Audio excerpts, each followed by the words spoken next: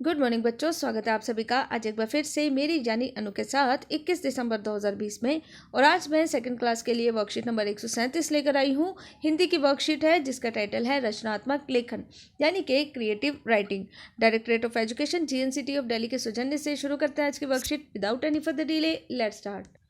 तो बच्चों, किसी भी वर्कशीट को शुरू करने से पहले मैं हमेशा आपको याद दिलाती हूँ कि आपको बच्चे का नाम, class and section, class teacher का नाम प्लस डेट, ये सारी चीज़ें तो लिखनी ही है। साथ में आपको सब्जेक्ट भी लिखना है और टाइटल भी लिखना है जो कि है रचनात्मक लेखन।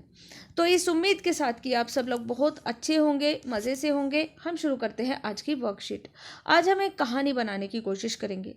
तो इस कहानी को कैसे बनाया जाएगा, आपके सामने एक बहुत बड़ा बॉक्स दिया गया है और उस बॉक्स में 4 पिक्चर्स आपको अलग अलग दे दी गई हैं।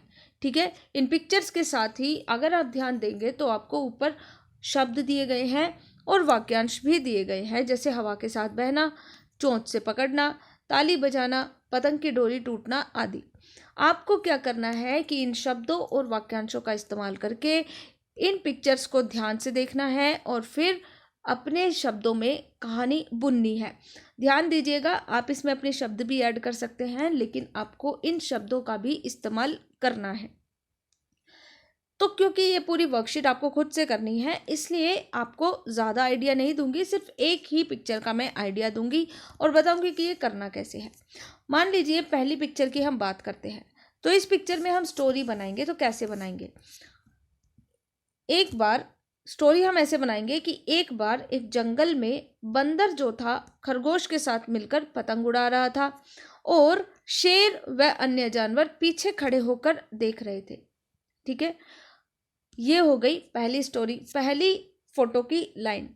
दूसरी पिक्चर में क्या हो रहा है आप खुद से देखिए और फिर इसी अकॉर्डिंग आप कहानी को आगे अपने शब्दों में बनाते जाइए। दूसरी पिक्चर में हो क्या रहा है, क्योंकि ये क्लियर नहीं है इसलिए मैं आपको बता दूं कि ये बंदर पेड़ के ऊपर खड़ा होकर पतंग उड़ा रहा है, यानी पतंग हवा के साथ बह रही है। खरगोश साइड में होकर एंजॉय कर रहा है और शेर और हाथी नीचे खड़े होकर देख रहे हैं। तीसरे वाली पिक्चर में अगर आपको नहीं अच्छे से विजिबल है तो मैं आपको बता रही हूँ कि तीसरी वाली पिक्चर में हो ये रहा है कि अचानक से बंदर की पतंग की डोरी टूट जाती है और पतंग ऊपर आसमान में बहने लगती है और बाकी सारे जानवर खड़े खड़े देखने लगते हैं। इन दी एंड एक पक्षी आता है, अपनी चोंच में पतंग पकड़ के बंदर को वो पतंग दे देता है और बंदर के साथ बाकी सारे जानवर खुश हो जाते हैं। ठीक है, तो आपको अच्छे से ये पूरी पिक्चर्स भी डिक्टेट कर दी है, लेकिन ये करना कैसे है वो मैंने आपको ऑलरेडी बता दिया है कि आपको इसमें एक स्टोरी बनानी है।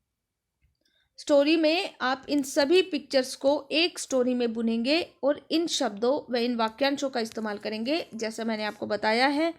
एग्जाम्पल के तौर पे मैंने आपको बताया है कि एक बार जंगल में एक बंदर एक खरगोश के साथ मिलकर पतंग उड़ा रहा था और शेर और बाकी अन्य जानवर खड़े होकर देख रहे थे। ठीक है, अब इस स्टोरी को आपको आगे कंटिन्यू करना है अपने शब्दों में। स्टोरी कंप्लीट करने के बाद आप यहाँ पर कहानी का नाम भी लिख सकते हैं। कहानी का नाम मेरे अकॉर्डिंग होना चाहिए बंदर और उसकी पतंग। ठीक है, और आप अपने हिसाब से कोई दूसरा टाइटल भी इस स्टोरी का देख सकते हैं। फिलहाल आज के लिए इतना ही। आप उम्मीद करती हूँ बहुत अच्छे से ये वर्कशीट करेंगे। जाते जाते पेरेंट्स के लिए सजेशन ये है कि डियर पेरेंट्स, बच्चों को समझाइए कि कई बार हमारे सामने ऐसी विकट समस्या आ जाती है जिसका समाधान अकेले करना बहुत मुश्किल होता है, लेकिन एक दूसरे की मदद करने से मुसीबतों का हल निकल आता है। तो एक दूसरे के साथ अपने मन की बातें शेयर करते रहिए। फिलहाल कोरोना वायरस से बचने के उपाय, अपने हाथों को साबुन व पानी से नियमित रूप से धोइए, मास्क पहनकर घर से बाहर निकलेंगे और फिजिकल डिस्टेंसिंग यानी 6 फीट या 2 गज दूरी का ज़रूर पालन करेंगे। आज के लिए इतना ही, कल फिर से मुलाकात होगी, तब तक के लिए अपना बहुत ज़्यादा ध्यान रखिए। Goodbye and God bless you all.